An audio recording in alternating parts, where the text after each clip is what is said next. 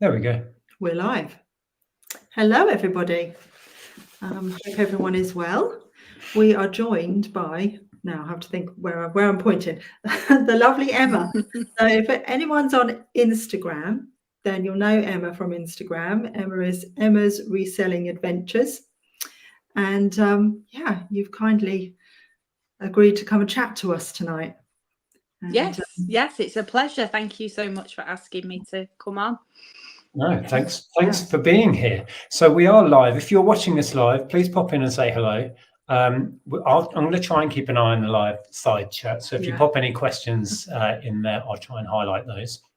You've got a list of questions. I've got a list of questions. So we are very well prepared. Whilst people for a change. Whilst people are coming in, we're nearly up to 50, but I'll just say a few hellos whilst people join us and the notifications go out. First in was Leanne. You are very welcome. Good evening. Chris. Oh, Chris B as well. Chris sold 2 PS2 games for £400 today or yesterday. Wow. They were sealed, but still crazy money. I know. Amazing. High five, Chris. See, Blaney's with us. There's Laney. We've just chatted about you, Laney, a little bit about our next week. Let's just plug that quickly. Oh, yeah. Next week, we're going to do a live 12-hour live stream in this slot, kind of, from 12 till 12 next Sunday to celebrate 10 years, almost exactly to the day that we've been on YouTube. We're going to get lots of guests and stuff on. Laney's going to join us and hopefully do a quiz with us. Mm-hmm. Yeah, can't wait for that next week. Let's do a few more hellos before we get going. Tamara, welcome. There's Phil. I think Phil's going to try and join us next week. Mm-hmm. Darren, welcome. Mark. Scooter Tart, what a name. Love it. Fluffy Muffin is with us. And Chris. Rosemary Me. Rosemary Me. Nice. Ian, Paul. Hello, hello, hello. Right, I'm going to scoot down. We've got Helen and Anne. Milu. Project Games. All sorts of people. Project Games. Yes. Hello, RJ. Right, I'm scrolling. Hi, Porkies. Donna's with us as well. To Reselling are in as well. Yes. Hopefully they're going to make it for our live stream, which will be cool. Right. I'm at the bottom. Okay. What was that there? Just quickly. Chris says, isn't it eBay's 25th birthday too? Is it? Is it? Wow. Oh. I feel like they should be older than that. I thought eBay was 90. Oh no, I suppose 25. What's that? 99. Maybe it was 99. I feel like I was on eBay 98. No, maybe it was 99. Maybe it was. Oh, I didn't realise that. No. Right, sorry. So anyway, yes, for people who are joining us that weren't in before, this is Emma. Hello, Emma. Hello. Emma is on Instagram as Emma's Reselling Adventures. A lot of you will probably follow Emma already. So tonight we thought we would talk about longevity, which I spelt completely wrong before. In the title, it was longevity. Yeah, so I don't know what. I would do the same. I can't spell. I would do the same. I spelt it right in the title, and then Lainey said, it's definitely wrong in the thumbnail. I was like, oh. Oh, was it the thumbnail that was wrong? Oh, okay. And I sent it out to share as well at that point. Anyway, yes, we thought we'd talk about longevity in a reselling business on eBay, because we've all been selling on eBay for, I think you said 19 years, didn't you? No, just 18. Oh, 18. 18 since Alice, yeah, since Alice was a baby, that's when I started. That's the same for us. It's a long time ago. Oh, yeah. Yeah, we just had a daughter and quit our jobs. We were, completely insane. But yes. So that brings me on to my first question, which was, how long have you sold on eBay? How did you start? I started because I started to buy things first for Alice. So I would get bundles of baby stuff. And I remember my first job lot wasn't great. It was like they'd cut the feet off the baby grow and it was ingrained with dirt. And I thought, well, if these guys are selling this, I'm sure I can sell, and make some money. So like with most people, I just started selling stuff that Alice was growing out of, that she wasn't using anymore. And it grew from there, really.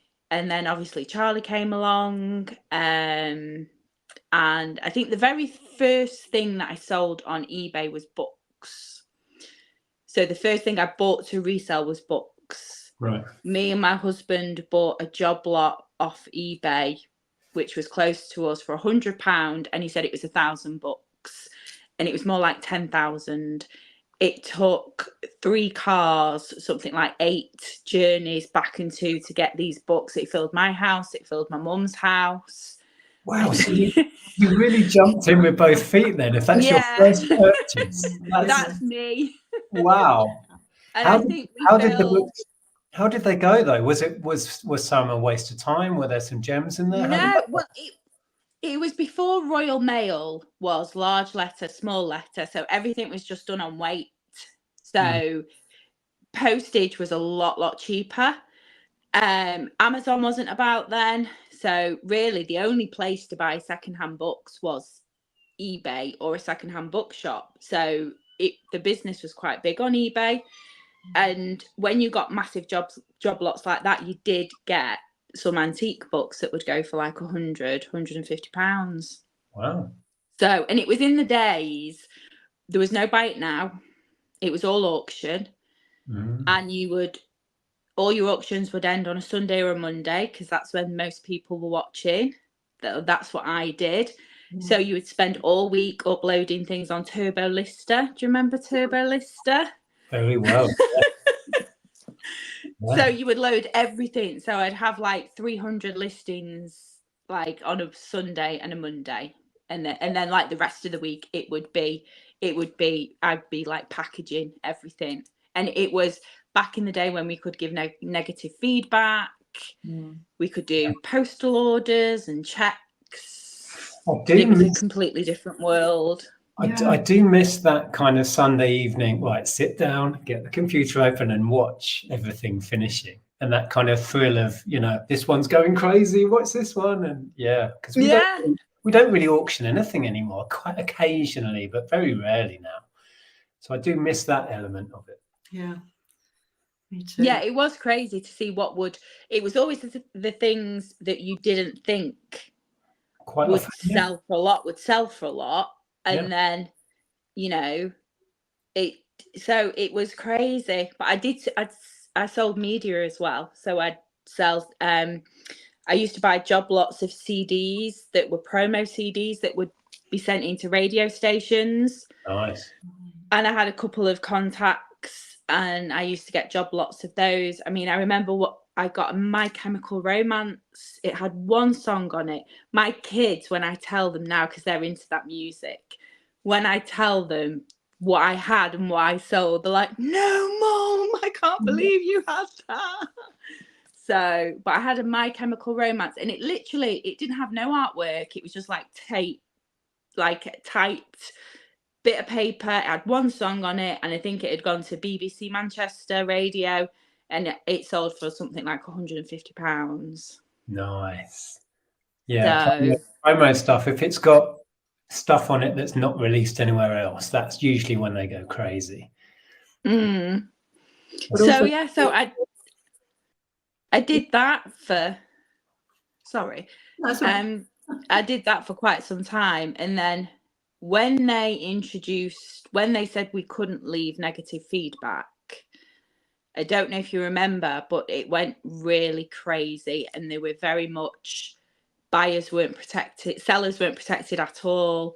The buyers could do whatever they wanted, and it just became too hard for me. So I stopped doing that, and I just sold my own stuff, private stuff. Yeah, I think during that period it was kind of the heyday of our retail outlets. We weren't doing a great deal on eBay. We were Amazon based then. Most of our online selling was Amazon. So we kind of were out of eBay in the main for that period, I think. Yeah. Did you want to read that comment quickly? Yeah, it's is it Ross? Yeah. It says, hey Emma, hey Nick and Andrea, loving that you have Emma on the show. A heart of gold and organised a fantastic meetup in Manchester in May. Oh, cool. How did that go? Yeah, it went really well. I've done 3 now, so this is the 3rd year running. I've done a Manchester meetup, and I really enjoy them. I really enjoy meeting new people. I think reselling can be quite lonely, and it's really good to connect with other people, especially locally. I'm really fortunate. I'm very, very good friends with Sam, Reselling Polly. You may know Sam. Yeah, we've chatted to Sam, and she came down to Hitchin a couple of times for meetups. So Sam literally lives 10 minutes down the road from me, and I used to watch her YouTube videos as well, and I saw her at Car Boot and plucked up the courage to go, hi, I watched you on YouTube, and now she's one of my best friends. Awesome. So it's, and I just think it's nice to do that, and I have a group of friends now anyway, so it's just nice to meet up and chat. So yeah. Have you met up with reseller Georgie? Reseller Georgie? No. Georgie. No, I thought I'd seen him. Yeah, you have. You just not Reseller Georgie. George. Reseller George. Yeah. With the blonde hair. Yeah. Yeah.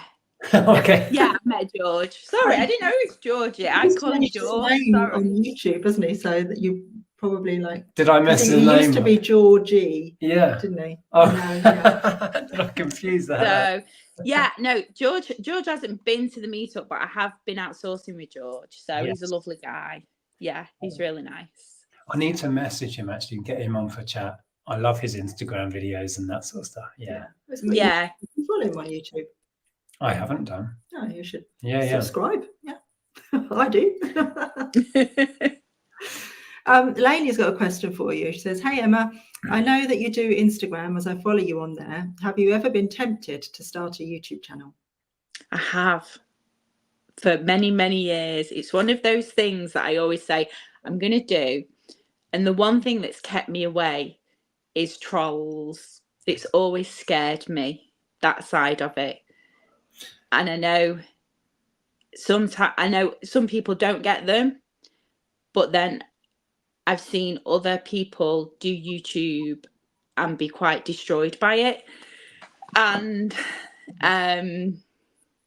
yeah, that's what's kept me away. And it shouldn't really, but it really shouldn't, because you're giving them power even before you've got out the gates, kind of thing.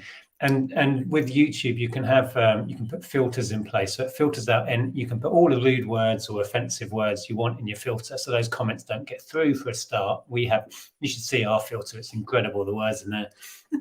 And then you can just delete them if they come in, and just don't interact, don't give it any headspace. I mean, we're not going to lie, we've had our fair share of it. And, oh yeah. And there was one point where it was awful. Yep. Many a year ago. But you do learn to deal with it. You do learn to deal with it, and you grow a thick skin, I think. And sometimes it gets to you. If you're feeling low, or you're tired, or you're just not very good that day, it can get to you. There's certain things.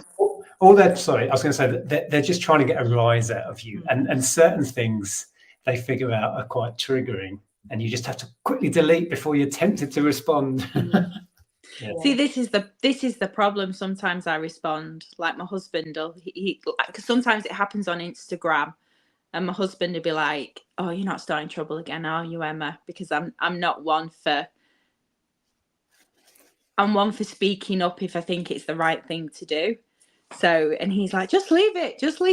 So, yeah, it's not always easy to just, take the high road and just ignore and carry on, because they're poking at you. Yeah, but that's what they want. They want that response. Yeah, don't give them the satisfaction. But it's easier said than done. We just manage each other.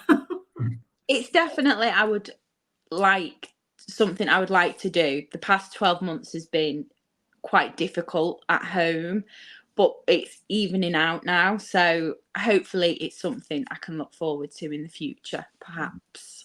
I think you'd be great on YouTube. I really do. I strongly recommend it to anybody. It's been great for both of our confidence. It's been incredible for our social, the amount of people we know through YouTube. and that we class as genuine friends, and we go and visit. We're going down to see Carlo and Lex again soon. Next week. Those sort of things would not have happened if it weren't for YouTube. And it's opened so many doors. It's opened doors with eBay, surprisingly. You know, we have contacts at eBay now. So yeah, give it a go. See what happens. I mean, when I gave up reselling, so I gave up reselling and I did network marketing for a while, and then my son became really ill and I became a full-time carer to my son. And I was watching YouTube videos and I came across, there's a guy called Ben. He doesn't do them anymore, but he used to do YouTube videos, and Mrs. M.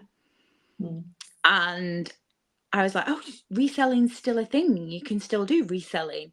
And it was from watching those videos about 5 years ago that I started back properly reselling. So YouTube is the whole reason why I'm here.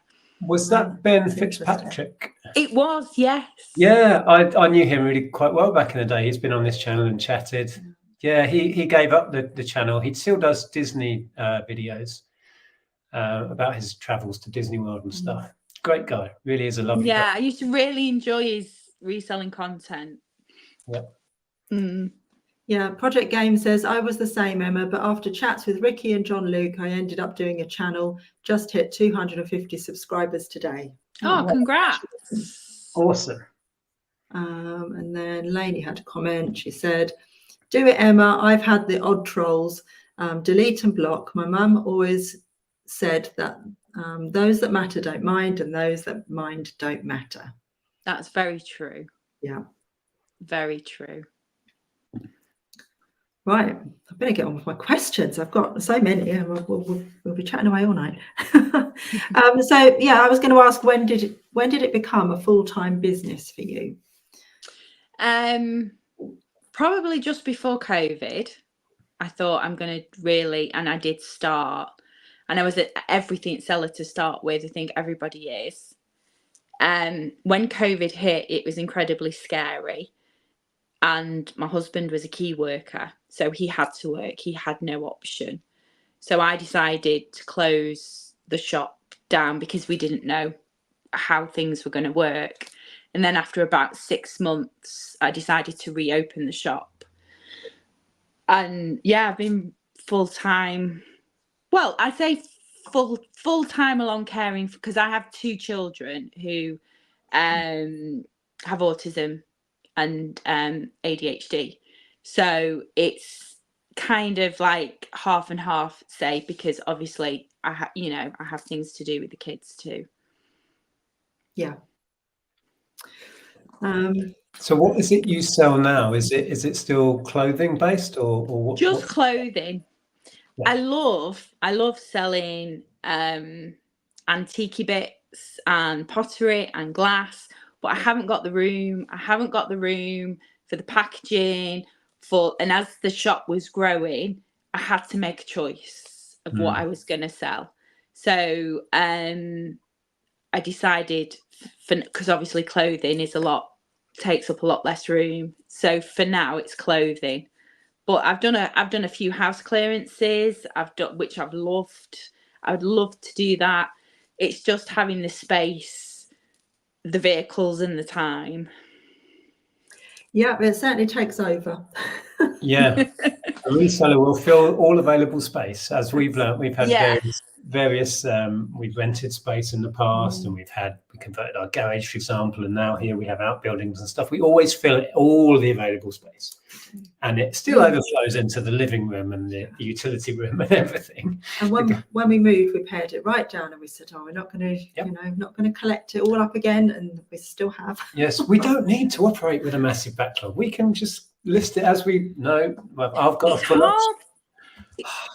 It's hard to leave things though when you know there's money on the table. It's hard to just say, I mean, I do clothes, but I mean, I've been reselling a long time, and the car boot is a family affair. My husband comes, the kids come, and they spot things. And, my husband is a massive gamer.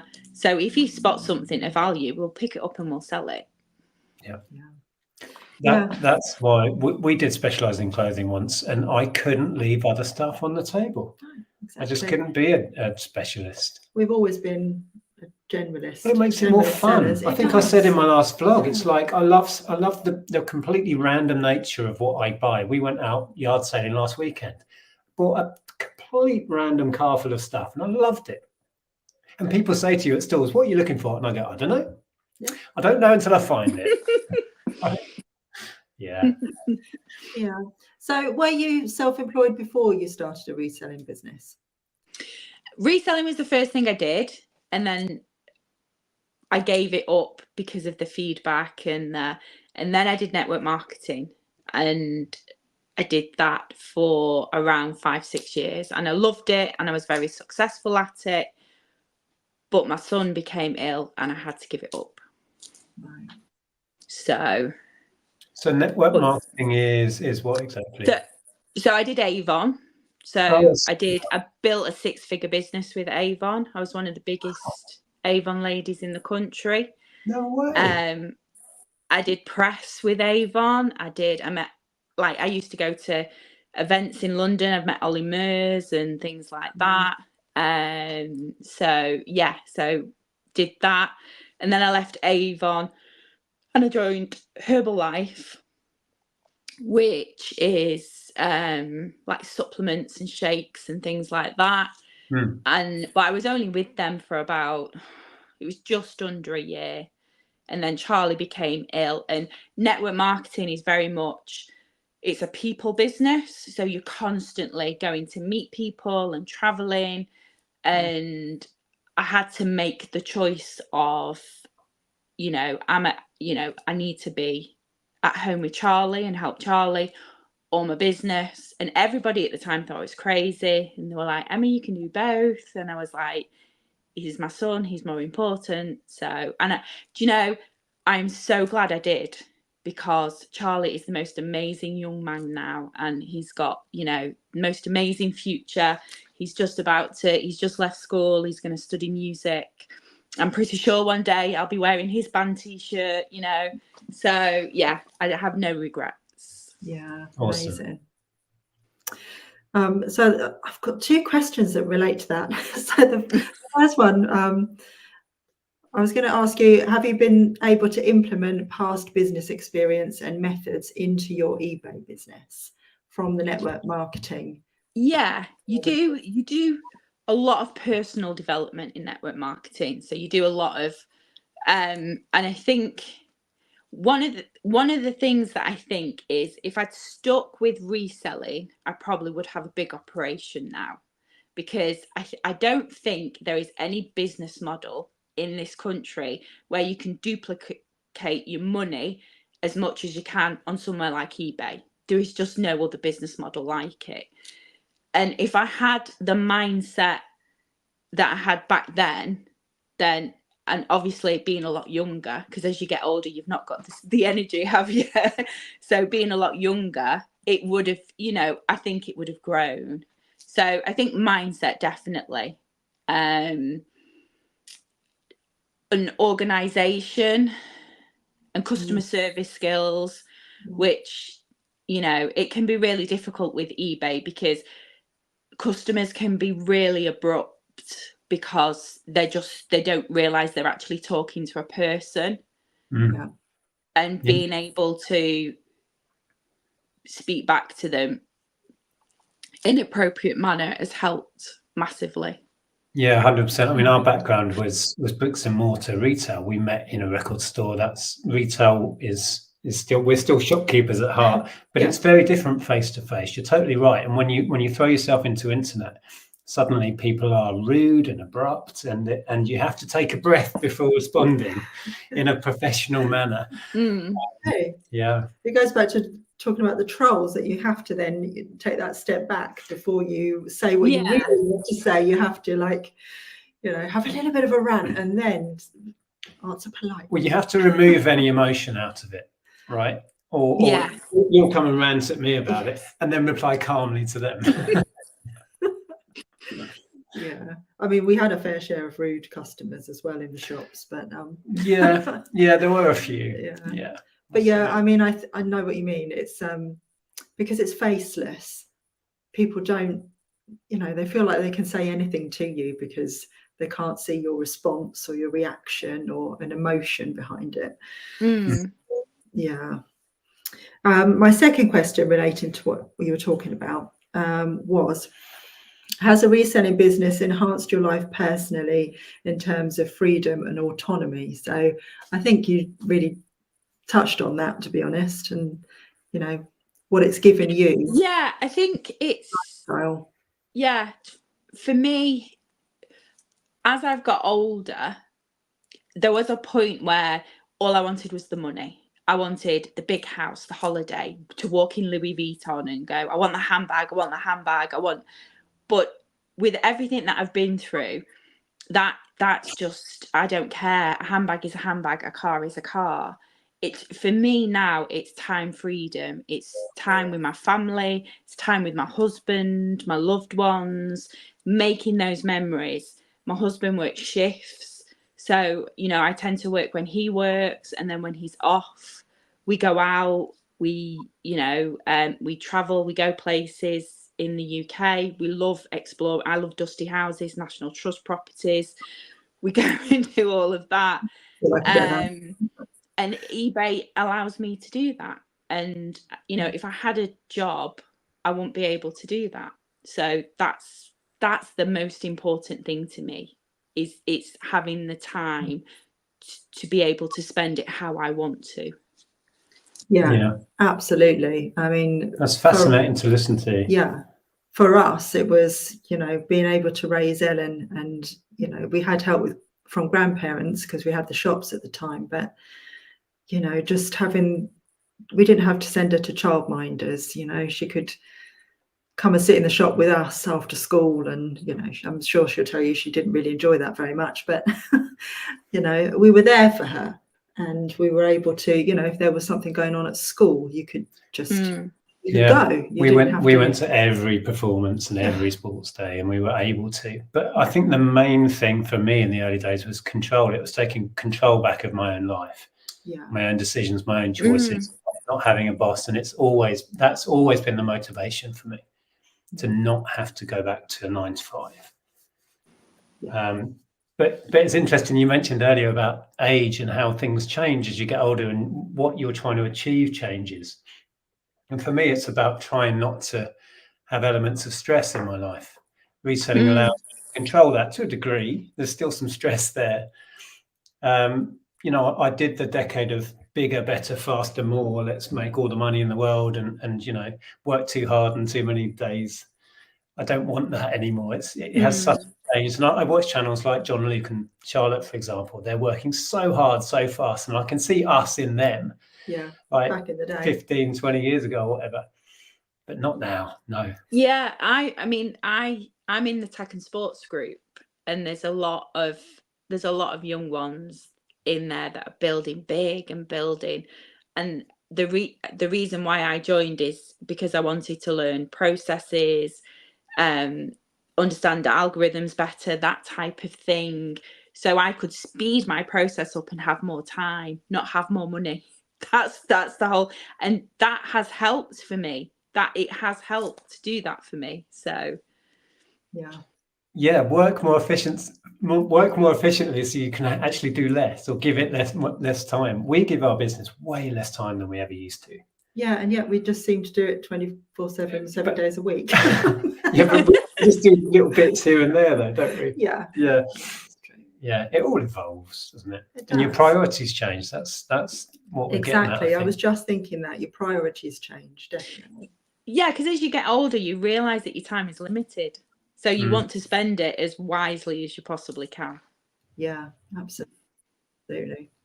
Yeah, I mean, we're still looking forward to the future, and setting up other businesses and things, and using what we have to give us more time. Yeah. Do less reselling, but more other things, and that's an evolving thing at the moment, isn't it? Lots of things, juggling lots of things at the moment. We'll never give up reselling because we just love it too much. It's in the fabric of our being, I think. But just doing less so that we have more time, to enjoy life. I can see Sam's in. Emma loves a dusty house. I do. That phrase is coined from my kids, because we've always gone, and they always used to love it until they hit the teenage years, and then they'd be like, oh Mum, do we have to go to a dusty house? Yeah. Yeah, we used to be in National Trust and go to all those sort of properties. And then I joined the English Heritage at the end of 2019, and we never got to use it. Oh no! I don't think we see. I don't think we went to one. We paid for a whole year's subscription. We did the Christmas thing. That was it. Christmas in 2019. Yeah. And talking of the Tech and Sports group, She Sells Car Parts is in. Hi. Hey, Hanley. Leanne's got a question for you. What is your favourite or best method for sourcing stock, and has Vinted affected your eBay sales? My favourite and best method for sourcing stock is car boots. I love car boots. I love how cheap everything is, because charity shop prices are just going up and up and up, and for clothes. So definitely. Jumble sales, not so much, because Sam took me to a jumble sale last year, and I thought it'd be like when I was a kid. I went with my mum, and it was all lovely and it was all nice, and it was the most horrific thing I've ever been to. It was like, there was like women coming in between my legs trying to grab things, and it was horrific. And I was like, what are you talking about now? Jumble sales. Oh, jumble sales. Jumble sale. I was like, that weird moment in that conversation. So shocked. So car boots, definitely. I tend to buy as much as I can in car boot season. So like I've already got 8 bags, because with clothing I tend to list seasonally. So I've already got 8 bags of winter stock in the loft ready to go. Has Vinted affected my eBay sales? This past 12 months, there has definitely been a change within the clothing sales category. I find it hard to comment, because last year I was hit with a glitch on eBay, which just trounced my traffic for some reason. I remember that. That was just, I was listing like 20 new items a day. It was like for over 2 months, and I was lucky if I was making like £40 worth of sales a week. I'd gone from like taking £1,000 a week to like taking £40 a week. It was crazy, and I was just getting no traffic. So I ended my shop. So I absolutely trounced the traffic so I could build it back up again bit by bit. And that did seem to work. I don't think Vinted has affected. I am still selling quite well clothing on eBay, and I do sell on Vinted as well. So I know people think that it has, but I think it's you dealing with different generations. So Vinted, like Alice, so my daughter's 18, she will go to Vinted, whereas I would go to eBay, because that's what I know. So I think it's a bit like when you go to a shopping centre and there's like 10 different clothing shops. They all do well. As long as you water where your grass is, it should work out okay. I like that one. Yeah. I've not heard that saying before. So that I've got a question actually that follows on from that, because I was wondering whether you'd been affected with the free to sell clothing for private sellers. This is a big one, isn't it? Yeah. So I've had some friends on that one. Let's find out. I've had friends that have closed their business account and are now selling on personal accounts. I like to play by the rules. I'm a stickler for that. And I am a business. So for me personally, I would like to carry on doing that. And if somebody wants to close their business account and sell personally, that's fine as well. I understand why they want to do that. I think down the line, eBay may do something. I can't, for the life of me, think that eBay are going to have all these businesses closing and setting up as personal accounts and not do anything about it. But I guess time will tell. Yeah, I think you're wise, particularly having a social media presence. People will, they know that you're a business, and it's very easy for someone to flag that up or do something about it. And it still strikes me as a very odd decision they made, that whole thing. But yeah, it was very reactionary, and I don't think they really put a lot of thought into it. no, I think it'd be interesting because I do think we're getting Vinted Pro. I think Vinted would be very silly not to bring out Vinted Pro. And because they are doing it in, I think it's France, aren't they? They have Vinted Pro.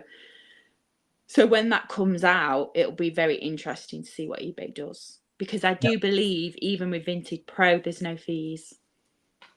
Ah, okay. Well, that's going to force their hand then, isn't it? well, on Vinted, doesn't the buyer pay the fee, kind of?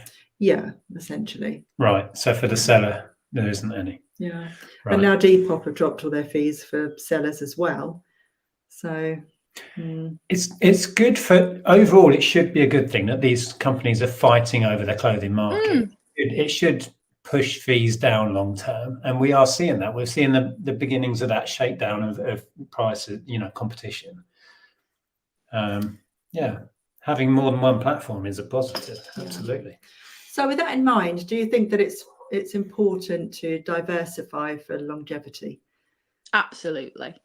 Yeah. I don't think that you should have all your eggs in one basket. I definitely don't think you should have all your financial eggs in one basket. And that's something that I have been looking at, other ways to earn money, as away from even just like reselling. Are there other income streams? So you have multiple income streams coming in. Yeah, that's exactly what we're starting to well, it was highlighted for us, when was it, 2 or 3 months ago, when eBay messed us about and withheld all our money, and we fought to sort that out. And it just occurs to you, how fragile that business is. And we have built up other income streams, but we still rely heavily on eBay for most of our income. And that was an eye opener, to be quite frank. Yeah.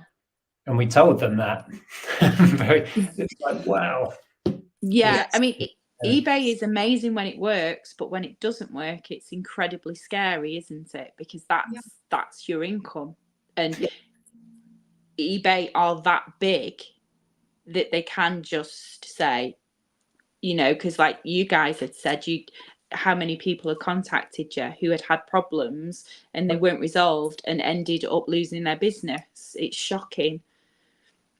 Yes, it really makes you realise that you don't owe the platform, and if they want to, they can kick you off. And it was a sobering time for sure. They have all the control. Yeah. We're going to run out of battery. Can you just grab the charger? Find the charger. It's just there. Sandra's got a question. Do you sell all clothing, or do you specialise, etc.? I know, e.g. sportswear, etc. I sell mainly ladies' wear. I do dabble in menswear now and again if I find anything that's profitable. But it's mainly ladies' wear that I sell. Okie dokie. Sam says, I think eBay needed to offer free fees to keep up with Vinted. Yeah, it was a reaction to Vinted for sure. Yeah, definitely. Okay. So what would you say is the key to longevity as a reseller? Oh gosh. Big question. It is it? There's quite a lot to that question. Perseverance. Definitely. Not giving up. I think one thing life has taught me is there's always a way, no matter what. and I've been put in some pretty bleak situations, but there is always a way. You can always find a way around it. So even when my shop died a death last year and I had no idea how to fix it, and I phoned eBay and they were, oh, we'll look into it, but I knew they weren't going to do anything about it. So it was kind of, how do I fix this? Because eBay is this massive platform, and if I want to sell on there, I have to work a way around it. They are not going to do that. So that's where I came up with the idea, if I absolutely trounce my traffic and build it back up again bit by bit, my shop will recover. And thankfully it did. Yeah. And it's having that mentality of, it's pivoting. It's like, at the moment I'm selling ladies wear, but to be quite frank, I'll sell anything that I can store at my home that will make a profit. It's, you know, so if in the future, if something else comes along, say something happens with ladies wear, I will look for something else to sell. So the reselling game has been around for centuries, not just since eBay. People will always buy to resell.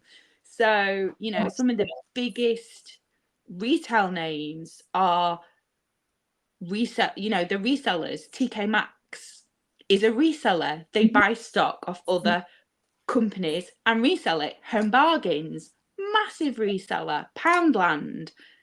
Yeah. You know, so it's just finding that thing. When you look at all retail, it's just reselling. They're not producing. Most of them aren't producing any of their stock. They're buying it and selling it on. We're all in the same job, really, when you actually look at it. You know what I mean? But that was talking about that the other day, weren't we? Yeah, exactly. That's fascinating hearing what you said there. And I think that the word that popped into my head is resilience. And I think anybody who is self-employed can relate to that, because it's not easy. No matter what business you're in, take reselling out of it, you will be challenged. And there'll be days where you just don't know what you're going to do, and you think it's all falling apart, and you just have to find that resilience, as you just described, and work out how you're going to get through it. It's like when we had the shop and it was trashed and broken into, we had to start from scratch again, refit the shop, buy all new stock. You had no choice but to just keep moving forward, really. Yeah. And the other thing you touched on is to be able to evolve and change. I think you said pivot is a great word. And not be, you know, this is what I do and I'm going to stick to that because I like it. You have to be able to evolve and change, because retail evolves and changes around you. It won't stay still. And adapting. Exactly that. Yeah. I'd say that. Retail changes all the time. Look at, you know, all the in things that there have been that come and go, but people can make a lot of money on just that one thing. Another thing that I think that you should have is good people around you. So my husband is my biggest cheerleader. So when I'm sat here going, I've had a rubbish week, and he's like, Emma, you have sold, so you are doing amazing. You are doing really well. And I think having good people around you is really important. Yeah, if you've got someone that can pick you up when you're down, that is key. And we kind of have to be there for each other when, you know, and it normally works out that one's down so the other's up. Yeah, if we're both down at the same time, then we're in trouble. We're in trouble. I'm talking about having great people around you. Sam says, Emma is an amazing human being, and I'm so fortunate to call her a friend. She picks me up when I'm down and is always there if I need her. She's a one-off. Exactly what we were just saying. Isn't that great? I know, but Sam's like that for me. Sam has been a massive support to me. I've learned so much off Sam. Sam has got one of the most amazing clothing businesses. She never blows her own trumpet, but she's got one of the most amazing clothing businesses on eBay. Her knowledge is phenomenal. And yeah, ditto, Sam. Deborah says, Emma, I also sell ladies wear with shop and sales ladies wear with shop, and sales have plummeted recently. Did you close your shop and start again from the beginning selling on auction, may I ask? So I don't close my shop. What I do is I end my listings. So currently I've got around 500 listings. I normally sit at 1,000 when I'm doing full time, but because of everything that's been going on, I'm at 500. So what I do is I end my listings and I schedule them 20 a day. And I will do that until I'm scheduled ahead. So it probably take me this week to schedule those 500 listings. And then I'll start adding to it. So I'll be adding like 20 a day, 20 new listings a day, 20 new listings a day until I hit 600 listings, which that's a 30-day period. And then when I hit that, I will start just adding 10 a day. And then I always end and sell similar every 30 days. Massive game changer in my business. Tweak my keywords every 30 days and I tweak my pictures. And that's how I do it. I don't really do auctions unless I have had something for over 12 months and I'm sick to death of seeing it in my shop. And I'll just think, I'll whack it on auction for $2.99. But since Vinted has come, I try and sell it on clearance on Vinted because there's no fees. Yeah, that makes sense. Yeah, it's interesting you were saying about the end sell similar. When I did a video a month or so ago, one of the things eBay told us in conversation was that eBay treats listings that haven't sold after, was it 90 days? That they treat them as stagnant and the algorithm ignores them. So if you can try and get into the habit, ideally monthly, like you were describing, if not definitely within 90, anything that's 90 days old, just end it, sell similar, but definitely sell similar. Otherwise you don't get the boost. Yeah. And the comments I had, the DMs I had, that it had changed people's stores overnight was incredible. Just that little mental change and remembering to do that. We were saying before we were live, I need to remember to do that because I'm out of date now, but yeah, that's a game changer. She Sells Car Parts says, Emma really embraced me into the community and has been so supportive. I just came onto Instagram and was doing a warehouse move and Sam knew me from nowhere and offered to come and help. She's amazing. Hanley is building the most amazing car park business. She sells, I don't want to get my figures wrong, but I'm pretty sure she sells something in the region of £30,000 worth of car parts. Is it weekly or monthly? It's just phenomenal what she sells. Wow.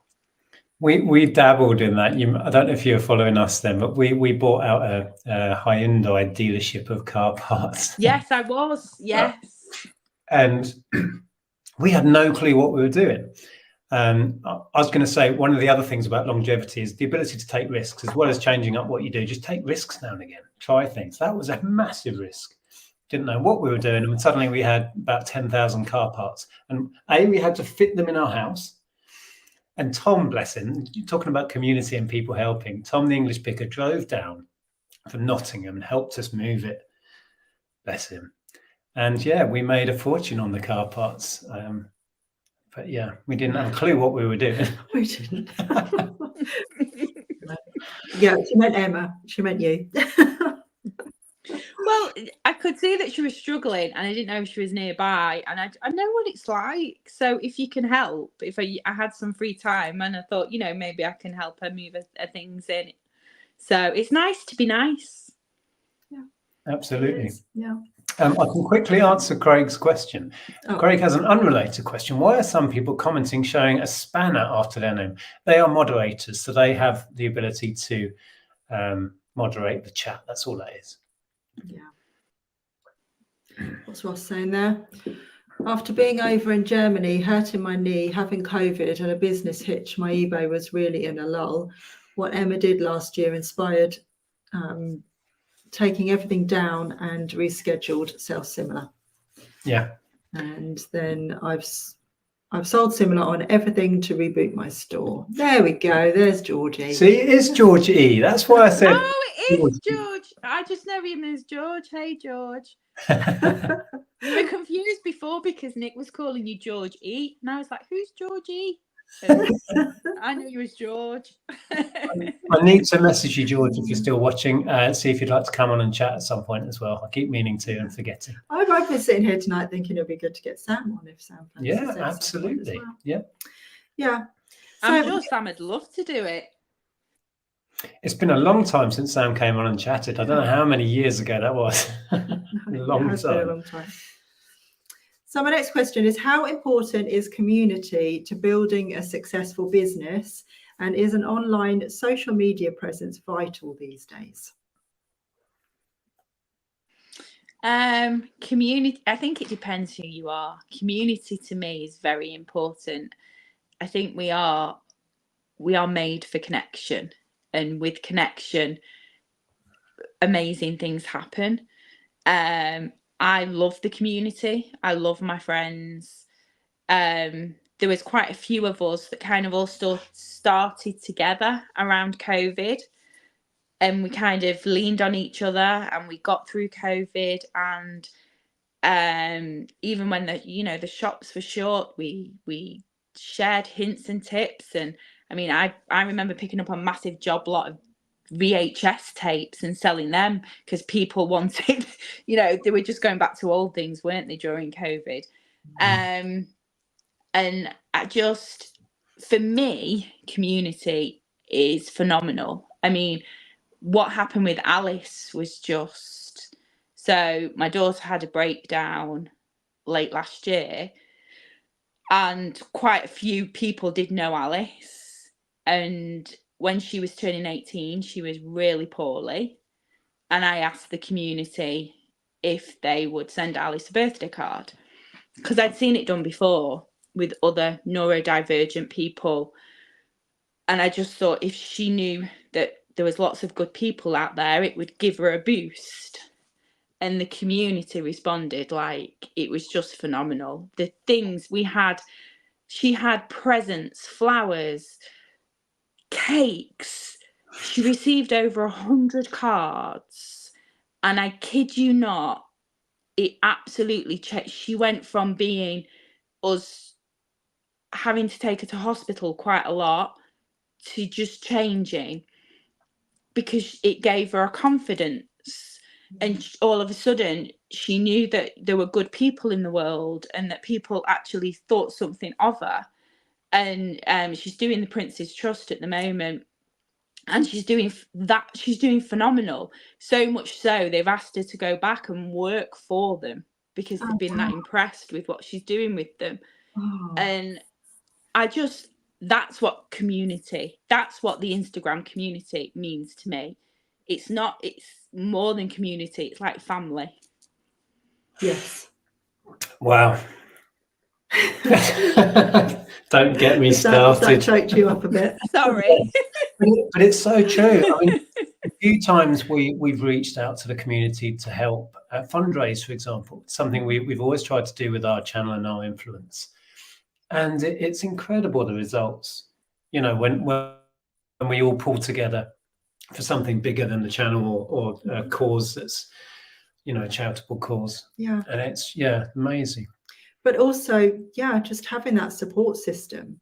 We have chats with other resellers that we've known over the years, and, it's just having that friendship, that support system. It means everything, doesn't it? It does. And it is a lonely enterprise. We some weeks we'll barely speak to anyone but ourselves. And if you're doing it on your own, that can be, even harder to cope with. So community is, since doing YouTube, it's totally changed how I look at my business. And it kind of validates what I do. Not that I need validation, but it does. The fact that people enjoy listening to me talking about it, and I know many other people who do the same job, it just makes me feel part of something. And also, that you're helping other people or just keeping other people company, if at the very least. And the other way around as well. We get, so much from other people in terms of help and. Absolutely. We get way more back than we give out.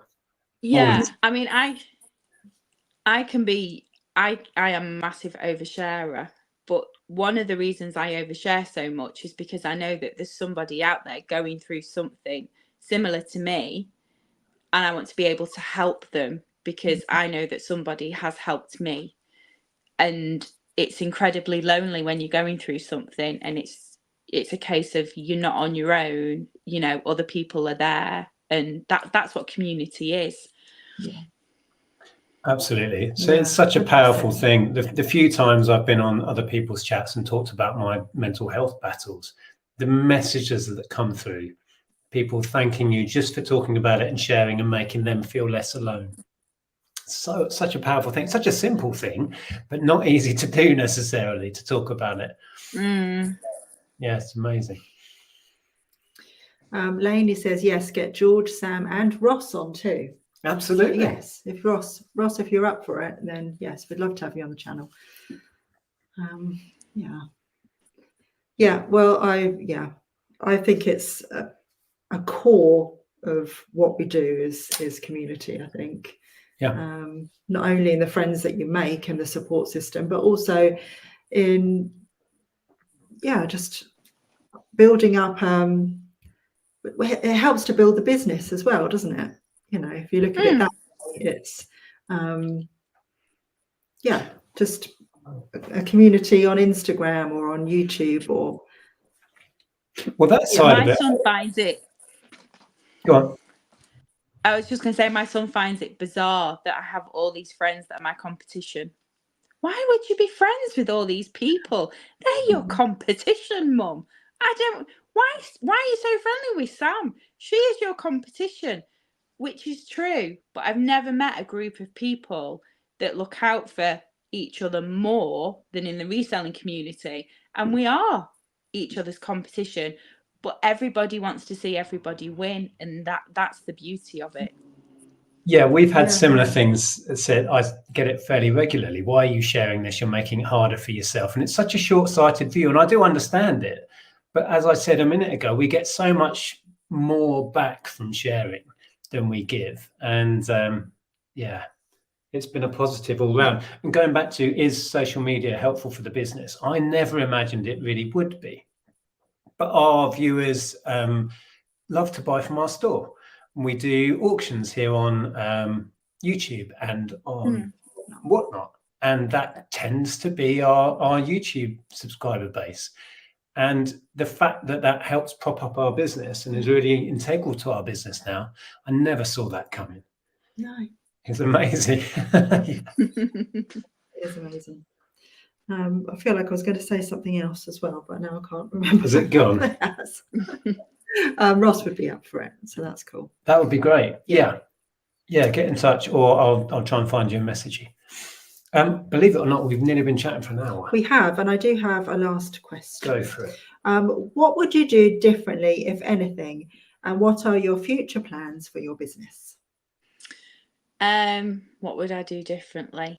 I probably would have stuck with reselling.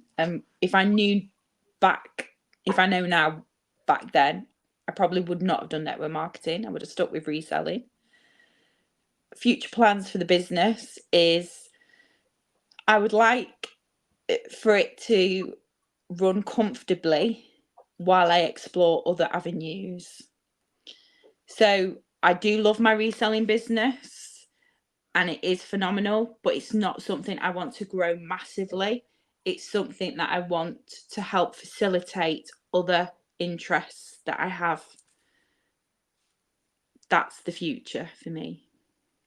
Yeah. Okay. Perfect. Make it work for you. Yeah. And it's interesting. Some people comment to me, it's like, "Oh, why are you still messing about in your shed? You should do more. You should scale it up." And I'm like, I've been there and done that. This is what I want. I get out of this what I need, right? The business that you want to. A relatively stress-free life. I put in the hours I need to, and I enjoy it. Yeah. Done. Right. Yeah, I mean, we've always said that it's not a one-size-fits-all business, and the beauty of reselling is that you can make it fit your lifestyle. You can make it what you want. You don't have to do it a certain way just because somebody else is doing it one way. You don't have to do it that way at all. You can do it any way you want to. Absolutely. A lot of the ladies that message me are mums at home that want to earn an income around their child. They don't want to go back to work, and an extra £500 a month can be a massive difference to a mum at home. She doesn't have to build a massive, huge business, but sometimes it can feel that way when you're on Instagram, and you can feel like you're failing, and I've always been a massive advocate of, you have to do what's right for you and your family, and as long as you're making a profit at the end of the month, and that profit is making a difference to your family and your circumstances, that's all that matters. Yeah, absolutely. I'm just going to read a few of the comments coming in around these subjects. I'm going to read Leanne's there. Leanne says, sometimes we hear of things that we don't want to buy and sell ourselves for various reasons, but can pass on the lead to others. Good point. Yeah. Helping others succeed is good for the community, and that's good for everyone's business. Yeah. And it all goes around and comes around. If you help someone out, it's incredible. It helps you as much as it helps them. That's with everything in life. Talking about clothing, Ross says, clothing is a great example. There are 8 times the amount of clothing there is people in the world. There's plenty of stuff to buy out there, so competition doesn't really make too much of a difference. Yeah. And another thing that, going back to competition, that we've always said is that, we can go to a boot sale, and have done this many times with several friends who are all resellers. We're all looking for stock, but we all find something different. And there's plenty for everybody. It's not like we're fighting over the same things. We're not at all. Yeah. And like Carla, for example, say, oh, Nick, there's a stall over there with a load of video games on, and we'll be like, oh, okay. And there's, we're just sending each other to stalls. I remembered what I was going to say before, that I watched Married to Reselling's last video, which was entitled Things That They Loved About eBay. And they talked about how reselling was, one of the only businesses they've ever known where community is so important, and how everybody helps each other out, even though you're competition. And I was just thinking about that when you were talking about it, that, it probably is the only business out there where people are literally, well, somehow we've been part of, and all the other channels have been part of, an Instagram building a really incredible community. That's not talk down about it. It's amazing what we've built over the last 10 years. That's everybody, not us. Yeah, absolutely. I wanted to read Steve Laney's. I think this is great. There comes a point in life where mental health and peace of mind trumps financial and material rewards. Absolutely.